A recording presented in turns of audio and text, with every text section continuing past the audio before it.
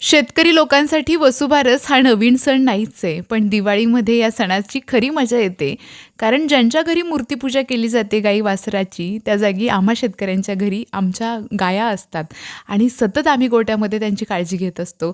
तर आमची ही वसुबारस अशी संध्याकाळी साजरी झाली. सगळ्यात अगोदर आम्ही लिंबाचा पाला आणून गोठ्यामध्ये पेटवतो आणि त्यानंतर सगळे मच्छर जे आहेत ते गोठ्यातून बाहेर काढतो. त्यानंतर मी छान असा शिरा केला होता. शिरा यासाठी केला कारण गहू पौष्टिक आहे गुरांसाठी.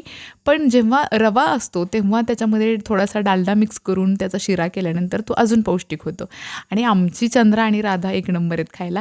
तर अशा पद्धतीने त्यांचं औक्षण केलं.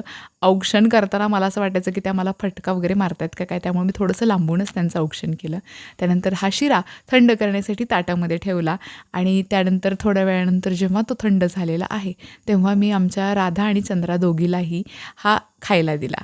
तर अशा पद्धतीनं आमची वसुबारस साजरी झाली. ती दारामध्ये असते ना, तेव्हा खरंच खूप आनंद असतो.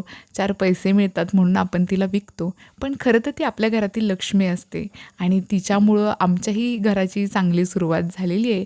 तर अशा पद्धतीचं ह्या ठिकाणी आमचं वसुबारस